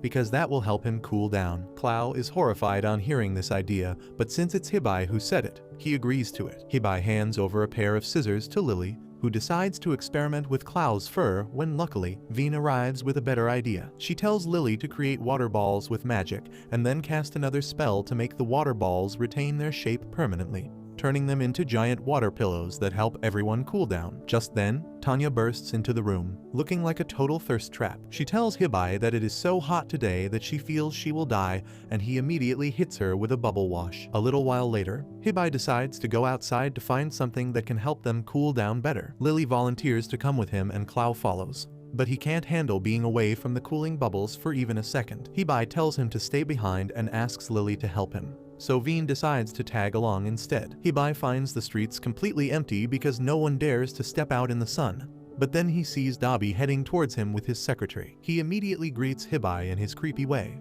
asking him to wait a couple more days before his carriage is ready. Hibiki tells him that he is not here for the carriage, and instead, he is more curious about how Dabi looks so comfortable in the hot weather, and why is he not even sweating. Dabi flaunts that his suit is especially made to adjust to any temperature, and Hibiki asks him to make one for him too. However, he learns that Dabi's company doesn't have enough raw materials right now. Hibiki immediately visits the guild to talk to Jewel, who knows about the cloak of everlasting spring that keeps the body temperature comfortable, no matter how the weather outside is. Hibiki tells her that Dabi said they need a magic flower called Ruh to make new cloaks, and he wants to know where they grow. Jewel checks a book and tells him that the flowers are found deep inside the eastern forest. Hibiki is really excited to hear that, but Jewel warns him that there are no roads in the eastern forest, so he might not be able to find the flowers. However, Jewel knows the route very well and decides to help Hibiki this time. As they enter the forest, Veen falls asleep, and Hibiki wonders why did she even tag along if she was going to be useless. Jewel remarks that he is working hard for Lily and Clow, who must be struggling a lot with the hot weather, and Hibiki replies that he wants to repay them for giving it their all for his sake. He keeps rambling about how wonderful and selfless they are,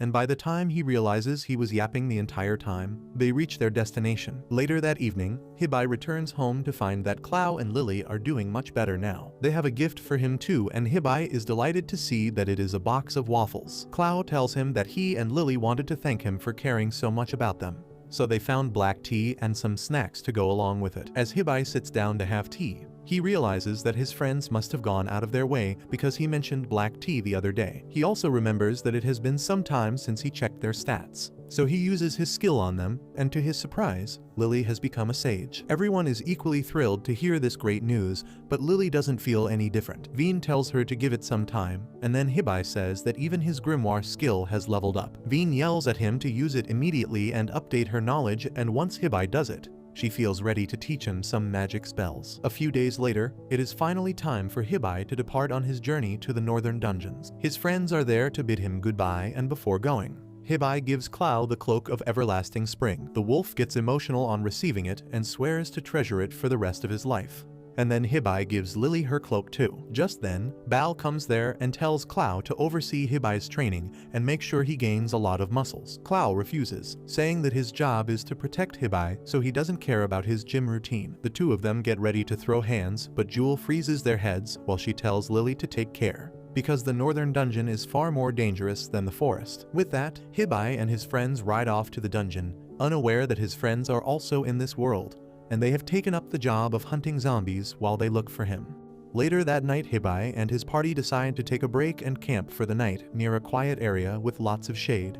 As they sit around the campfire, Clow is still shivering, because even though the temperature dropped, he refuses to take off the cooling cloak that Hibiki gave him.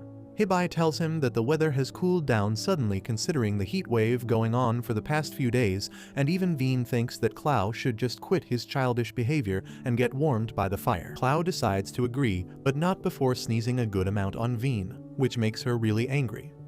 The next morning, Hibiki decides to get some breakfast like a real man and starts hunting down a wild animal. He slowly follows the animal from his hiding place before taking his bow out and shoots right at its head, killing it in one fell swoop. Clow and Lily are amazed by his shot, and Clow thinks that he is doing a good job. But Hibiki's appraisal skill tells him that his skills haven't gotten any better than before, and the current state that he is observing is a temporary uplift in his mood because he just set out on an adventure. This is known as an adventure high, and it soon wears off as the adventure takes shape. Clow and Lily still support him, claiming that he did amazing, and then they once again set out on their journey in their new cart. Clow drives the cart and lectures Hibiki about the positive aspects of training hard every single day, as there will be situations where he won't be able to use the skills that he wants to use, and at that point, only his regular training will save his life. Hibiki listens in the back of the cart, but can't really focus on anything, as the cart keeps rattling, causing his stomach to churn as he gets carsick and feels nauseous. Lily gets worried about him and asks whether he is alright, but Hibiki can't even dare to open his mouth right now because of how pukish he feels. Veen tells him to throw up outside the cart if he has to and not inside, but Hibiki can't control it anymore and brings out the breakfast he had in the morning right there in the cart as Lily screams in horror.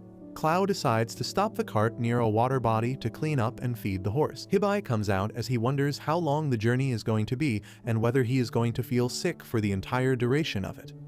He decides to splash some water on his face, hoping that it makes him feel a little better.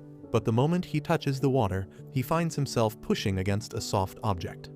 Suddenly, the pond separates into two, as if Hibiki was Moses himself, but it turns out that the supposed pond was in fact a group of slimes resting.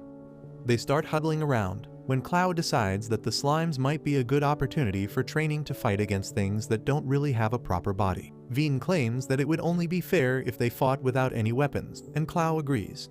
Lily isn't so sure about it, as she thinks that Hibiki might not be able to handle it, but Clow tells her not to worry as he won't be completely unarmed and hands him a fiery torch. He realizes that Clow is genuinely a masochist and will be the death of him one day.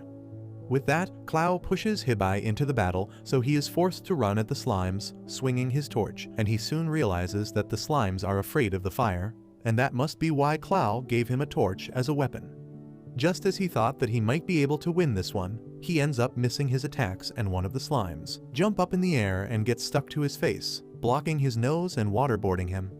He falls to the ground and starts wondering whether this is how he will die. He starts thinking about Ime and how he promised that they would meet again. Clow and Lily, how he promised that he would take them back to his world. Just then, when everything felt lost, he touches the slime and a wave of fire emerges from his hand, scaring the slime away. Hibiki is confused, but realizes that he has unlocked the new fire magic, and just at the right time, Clow starts tearing up because he is so proud of Hibiki. while the slimes start jumping around furiously and start combining into one giant slime monster, which scares the living daylights out of him. But he quickly gets a hold of his senses once again and calms himself down before putting his finger out and trying to produce the fire magic again. To his surprise and embarrassment, only a small spark emerges from his fingers, and the slimes don't care about that and give Hibiki a tight backhand that throws him right in Clow's arms. Clow doesn't care though, and throws Hibiki right back at the slime once again, forcing him to deal with it. But at the end of the day, he can't do anything and loses against the slimes. Exhausted, he lays on the ground motionless while Clow tells him not to worry as he did very well today and learned a new skill. Later that evening, they set up a campfire and start grilling some of the remaining meat from the morning's kill while Hibiki tries out his newly learned skill to see all he could do with it. After having their dinner, both Veen and Lily end up going into a dreamless sleep with filled stomachs while Clow and Hibiki decide to sit around the campfire and talk a little more. Hibiki talks about how even though he learned a new skill, in the grand scheme of things, it's pretty useless. But Clow tells him not to think of it that way. He claims that the reason why he is trying to train Hibiki so ruthlessly is because to reach the city of Terradinas and consult the sages, they will have to get through the dungeons. And by that, he means that they will have to conquer the dungeon which has never been done before. That's the reason why Clow wants Hibiki to be ready and prepared for anything that comes his way with or without the presence of Clow himself. Hibiki promises to try his hardest and become strong soon, and with that Clow leaves for the night, while Hibiki hangs around a while longer before going to sleep as well. The next morning they wake up bright and early and continue their journey. Soon they end up spotting a bunch of villagers with some of their most essential stuff with them, looking haggard and exhausted. Hibiki asks them what's wrong, and one of them replies that suddenly their village was attacked by a horde of undead monsters and they were forced to flee. He claims that they wouldn't have made it if they weren't saved by a woman who seemed to be a traveler who took the undead on and gave them time to escape. Clow wonders whether he should take the safer route, which would be longer. But then he realizes that if they have to conquer the dungeons, they will have to deal with things much worse than the undead, so he decides to march straight towards the village to get Hibiki some more real-world experience. They walk straight inside the village, and Clow notices that someone has laid out a bunch of traps for the undead. In one of the pits, they find an undead animal twitching on the wooden stakes, when Hibiki ends up accidentally triggering some traps of his own. He barely escapes with his life from the arrow trap, and was about to fall in the wooden stake pit. But Clow grabs him at the last moment, otherwise his ass would have been grass. Clow thanks him, and just then from behind the bushes a familiar voice sounds, and it turns out to be none other than Fauna, the thief that Hibiki tried to catch before in the city.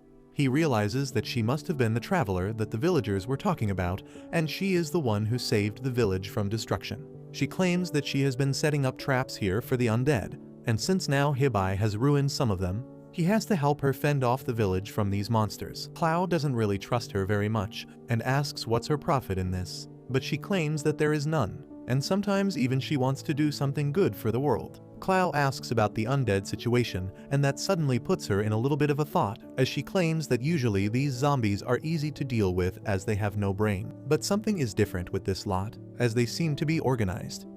They soon start walking towards the church, and Hibiki again falls for a trap, but Clow saves him. Fauna tells him to start appraising the traps one by one, claiming that it will give him new skills of trap detection so he wouldn't fall for tricks like these. With that, they enter the church, and Fauna starts praying when suddenly the bells start ringing and the party runs out only to see a bunch of new, undead monsters rising up from the ground and walking towards them. Clow immediately jumps into motion, cutting down two of them in quick succession. But to his surprise, the monsters continue moving even after being chopped up. Lily quickly goes ahead and uses her fireball spell at two of them, but to their surprise, the monsters continue moving even after being burnt. Fauna immediately calls them back inside the church and bolts the door down for safety, as they discuss how weird these monsters are behaving. Suddenly, another bell chimes in the church and a bunch of more zombies start emerging from the earth. Clow realizes that something is wrong with the church bell and tells Clow and Lily to investigate, while him and Fauna hold the zombies back. Clow and Fauna burst through the door and stand back to deal with the zombies, while Hibiki runs up the bell tower and starts shooting arrows at the monsters, but they don't affect them in the least. Lily looks around the bell, but has no idea how the hell is it being rung, when suddenly the loud chime of the bells sound again, and Hibiki turns around confused as the bell looks completely still. He quickly appraises the bell only to find out that it is completely ordinary, But then he suddenly feels something off with the surroundings and starts checking the area with his expert eye, and soon finds a magical mirror with invisible magic cast on it. It turns out that the person behind all this is none other than Ivy, who is surprised that Hibiki managed to find her magic mirror so quickly. Hibiki realizes that the bell inside the magical mirror is actually the one which is clanging, so he immediately takes out his arrow and shoots it at the mirror. The arrow immediately gets deflected and barely misses his head by inches. Back on the ground, Clow and Fauna continue their battle against the never-ending waves of monsters, wondering when would it stop. Meanwhile, Lily and Hibiki both get mad at the mirror and start shooting their spells at it. Veen tries to warn that it will get deflected, but it was too late. The fireballs explode inside the bell tower, while accidentally, one of the deflected arrows hit the real mirror that Ivy had, breaking it on impact and releasing the undead from the spell. Both Hibiki and Lily manage to escape safely from the tower and explain what they saw.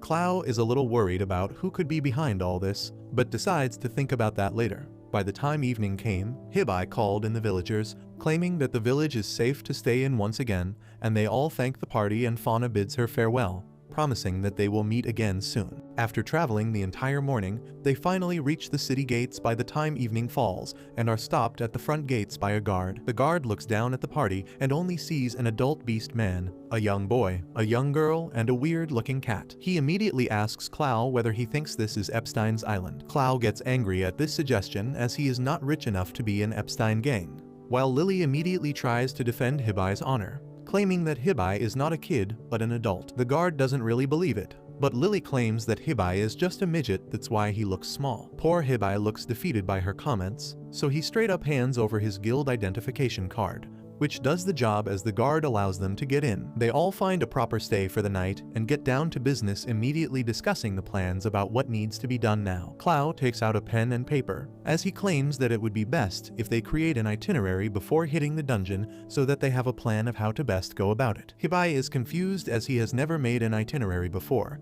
but Clow tells him that it's an essential skill every adventurer should learn. Moreover, to enter the dungeon, it is a must for any adventuring group below C rank to note down everything they plan to do and to note down the amount of time it would take them to achieve their goal before turning it into the Adventurers Guild. This is done so that the guild could hold back the reckless adventurers and avoid pointless casualty. Hibiki claims that it generally makes sense to him, but he has no idea how much time it would take them to realistically clear the dungeons. So how can they predict it already? Clow replies that the time doesn't need to be exact, but they need to give the guild a rough idea. Lily speaks up and asks whether she can make an itinerary this time, and Clow agrees and hands over the pen and paper to her. Clow starts explaining the basics of a dungeon to both Lily and Hibiki, as none of them have ever gone near one. He explains that the dungeons get more difficult the deeper you dive into them, and the level of enemies also keeps increasing as we dive deeper. The northern dungeon where they are planning to go right now has 30 floors in total, and there's a boss fight after every 10 levels. Clow explains that the boss at the 10th floor is going to be a silver emerald wolf,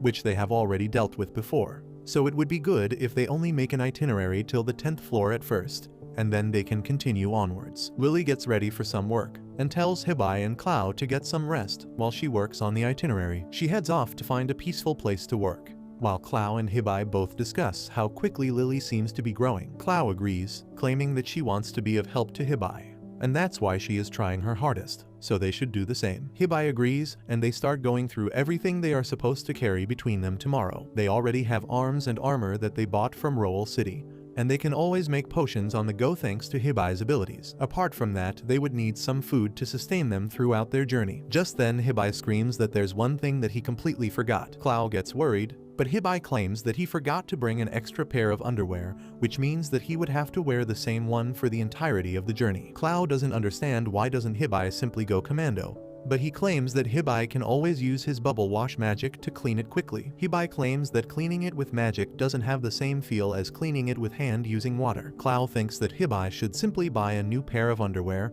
but Hibiki claims that the one that he has is a modern Japanese underwear, whereas the ones they sell in this world are crappy ancient loinclothes. Veen speaks up as she can't deal with Hibiki's constant yelling, and tells him that he has a copy and paste ability, so he should stop using his mouth and start using his brain. He gets happy and immediately uses his copy and paste ability to make a bunch of clones of his underwears, finally ready for any adventures coming his way. The next morning, they all head out to the Adventurers Guild and Lily hands over the itinerary to the receptionist, who takes a look at the D-rank party and then checks the itinerary. Lily watches with anxiety as the receptionist goes through each line thoroughly before reporting that she thinks that their rest times are very well thought out and overall it's a great plan. With that, the receptionist approves their request to enter the dungeon and takes them to the entrance, telling them to always stay on guard and be ready to protect themselves. They hype themselves up one last time and enter the dungeon, which seems to be lit up by 1,000 shiny stones. Hibiki keeps checking his world map to find any danger lurking around the area, but Clow tells him to put it down as if he relies on the map too much. He would never develop a sense of danger for himself, which is really bad. Hibiki realizes that Clow is right, but he didn't really feel like training in the dungeons as well. Just then he hears some sound which came from his own mind, as if the god was trying to talk to him, but he couldn't understand him at all. Back in the heavens, where the gods reside, the chief god thinks to himself about how Hibiki is making a mistake, and just then the god of magic arrives again. The chief god tries to make a joke, but immediately gets his face crushed by the goth baddie, who asks him what's happening with Hibiki. The chief god explains that Hibiki wants to go through the dungeons and find the sages so he could ask for a way back to his own world. The god of magic is shocked as she claims that even with his current stats, he is not strong enough to clear the dungeon, and the chief god agrees. The god of magic continues asking the chief god, why didn't he tell Hibiki that even the sages don't know anything about how to return back to the other world, as it is not a reversible process? The chief god replies that he is not going to let Hibiki die,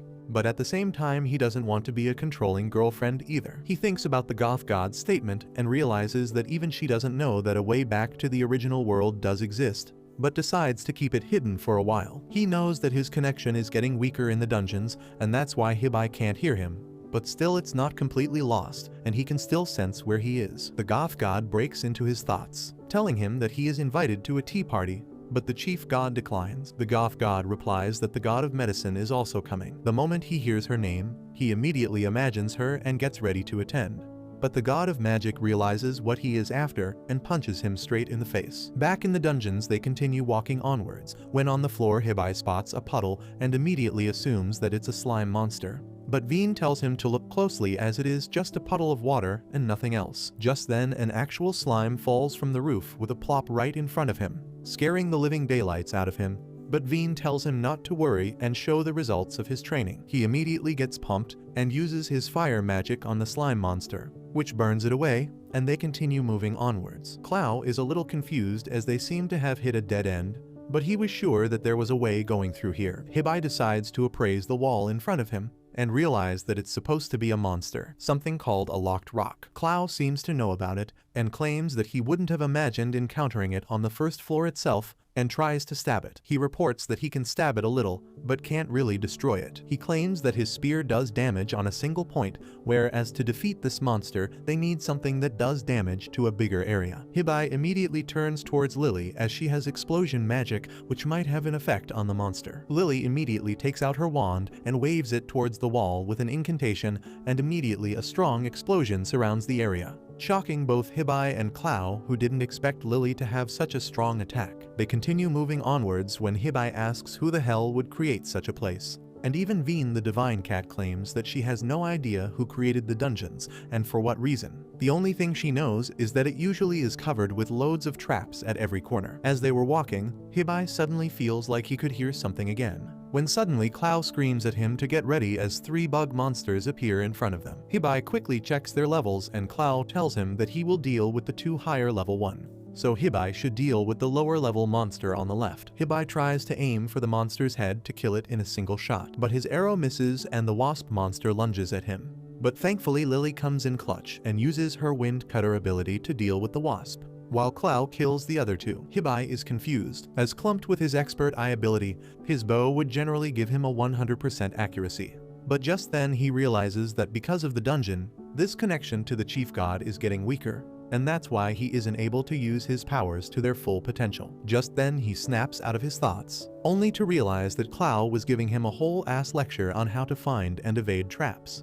But he didn't listen to a single word. He could feel the silent anger in Clow's eyes, so he immediately goes to his knees and apologizes for not paying attention. Clow asks Hibiki what's up as usually he always pays full attention, but Hibiki reveals that he is unable to use his powers to the fullest potentials, and Veen also realizes that the dungeons fall outside the jurisdiction of gods, so it's natural that the abilities are not working perfectly. Hibiki gets sad, claiming that he is just going to be a burden on them without his skills, but Lily tells him not to worry as she is there to cover for him and will pick up the slack. Clow agrees, telling him not to worry as they will get through this together. But before that, he needs to lecture Hibiki on the importance of not always relying on the skills given by the gods and use his own senses to figure out where danger is hiding and to fight more effectively. The next day, Hibiki tries to improve his aim by taking a shot at a unicorn rabbit monster peacefully gnawing on some rocks. Unfortunately, he can't do much without his divine aimbot and misses.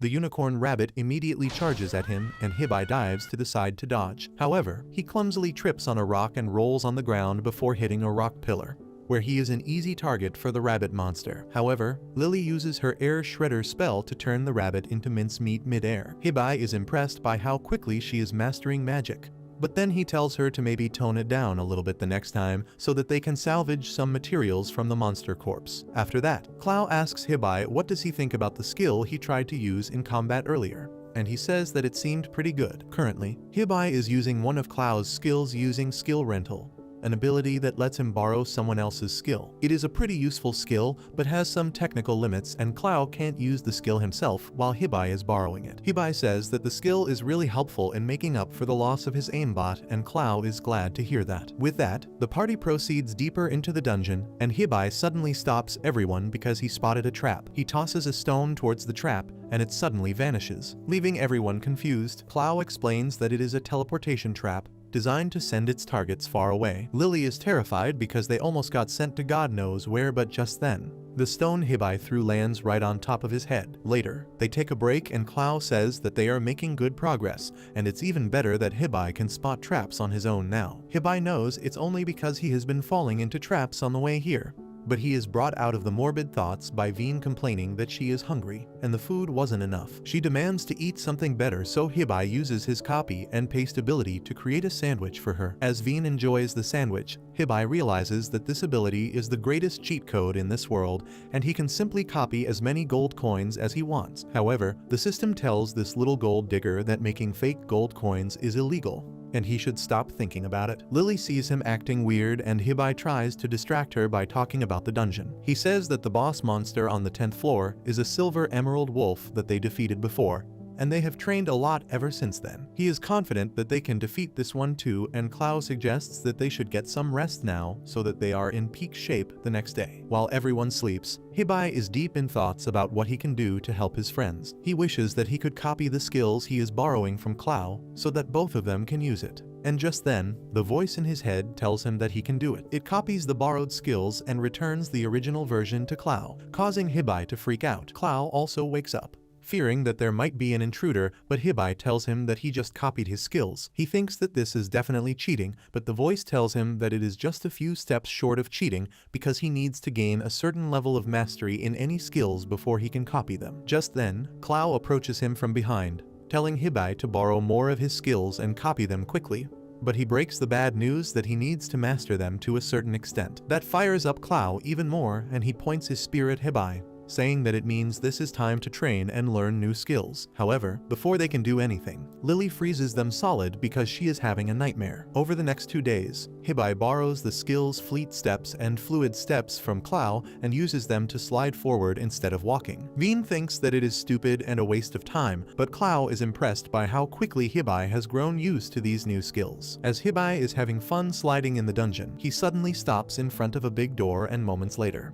Clow and others arrive there, telling him that the boss lies behind that door. Everyone is ready to fight the boss when suddenly, the door opens by itself and a party of severely injured adventurers come out. They collapse before saying anything and Hibiki rushes to help them, but Clow notices that the boss monster is trying to escape its room. He dashes ahead and blocks it from opening the door and Lily blasts it with fire bullets to push it back. Meanwhile, Hibiki uses the abilities of the god of medicine to treat the injured adventurers, who quickly regain their senses. Hibiki and Clow ask them what happened inside, and the leader of the adventurers says that there were 3 silver emerald wolves inside the room and one of them was incredibly strong. so they should watch out for him. However, they have no idea that someone is manipulating the silver emerald wolf on the boss floor, and she orders it to kill Claude and Hibiki at all costs. Soon after that, Hibiki and his team enter the boss floor, and they are shocked to see that unlike the other floors, it looks like a forest, and there is even a sun shining above them. Cloud tells Hibiki that everything here is artificial. He explains how the boss room is said to be located in a different dimension, and this place is a forest because that is where the silver emerald wolves have the greatest advantage. Hibiki is quite impressed by this information when Veen asks him how will they find the wolves. Hibiki immediately uses his world map and finds the location of all 3 wolves. 2 of them, at level 23 and 25, are near them, but the strongest one at level 43 is in the other direction. Everyone immediately realizes that this was the wolf that the adventurers warned them about. Clow suggests that they take the low-level wolves first and then focus on the stronger one. And just then, Hibiki finds the 2 wolves heading in their direction. Clow gets in his battle stance and Hibiki pinpoints the direction where the wolves are coming from for Lily to clear the bushes hiding them. The wolves attack blindly, but Clow is able to take them out with just 1 hit. However, just as they are finished handling the 2 wolves, Hibiki notices the level 43 silver emerald wolf charging towards them. He warns his friends and just a second later, they see a wave of bushes coming towards them. Veen tells them that this is the enemy boss's attack and tells them to run. However, Lily stumbles and falls on the way, so Hibiki goes to help her, but he is not quick enough and the bushes catch up to them quickly. In a desperate attempt, Hibiki pushes Lily to safety, but gets swept up by the bushes into the dense forest. Clow says that the silver emerald wolves don't have this kind of skill, and Veen agrees. She says that there is some sort of foul play involved here, and Clow gets worried about Hibiki. He wonders how to locate him, when suddenly, the mark on his hand starts glowing and points him straight in Hibiki's direction. At the same time, Hibiki is knocked over on his head, and he freaks out because he thought he was going to die. Once he gets up, he checks his world map and finds that he is too far from his friends now. Suddenly, his detect presence skill goes off and Hibiki turns around to find the angry silver emerald wolf right behind him. He finds that not only is the wolf really strong, for some reason, it is excited and its urge to kill is very high. Hibiki freaks out because he doesn't know how to deal with it when the monster attacks him. He dodges the attack by sliding away, but then the silver emerald wolf uses its powers to summon vines to enclose him in a dome. It then uses the vines to create an armor around its body before launching an attack on Hibiki, who somehow dodges everything. He starts panicking when suddenly, he hears the voice of his friends from outside the dome. They tell him to stay still because they are going to blow away the whole damn thing. But Lily's magic turns out to be completely ineffective against it. Even Clow gets repelled when he tries to cut through the vines, and Hibiki realizes that he is screwed if he can't get help from his friends. He learns that this is because of the boss wolf's skill personal space that rejects anyone he doesn't want inside his domain. The wolf attacks him again and Hibiki dodges it while calculating his next step. When Veen asks him to summon her, Hibiki immediately uses his skill to summon her, but instead, a black cat wearing a fancy hat shows up and traps the wolf in an electric cage. Hibiki is taken aback by that, while Veen starts yelling at the cat Sith for stealing her spotlight. Kate tells Hibiki that her work is done and he can handle the rest. Hibiki replies that he has no idea how to do that, and the cat Sith is disappointed in him. She tells him that he is not using the crest of true loyalty properly, because he can defeat the wolf with its power pretty easily. She says that she can easily defeat this wolf, but that won't help Hibiki in the future, so she will show him how to use his crest properly. Kate uses her powers as a servant of the god of magic, and gives Hibiki the ability to understand the contract fully. She vanishes with that, but the electric cage also disappears. The freed wolf charges at Hibiki, who uses the power of the crest to summon Clow to his side at the last moment. Clow immediately counters the wolf's attack and pushes it back, before turning to Hibiki and saying that no wall can keep them apart. Hibiki asks Clow if he can beat the wolf, and he replies that it will be a close fight, but he is not sure if he can win. Hibiki tells him that he will help in the fight as well, and uses the crest of loyalty to transfer his level to Clow. He becomes a level 1 weakling, but Clow reaches level 75 and feels the power rising inside his body. He immediately leaps up and uses the dome as his launch pad, destroying the wall as he lunges towards the wolf. He throws his spear at the wolf, instantly destroying it and causing an explosion that sends Hibiki flying. He wakes up next to 2 giant emeralds and a black gemstone that awakens his curiosity. Hibiki grabs the black gemstone to learn more about it, but as soon as he touches it, The chief god senses it and jolts up from the lap of the goddess of medicine. He tells Hibiki to throw the gemstone away immediately,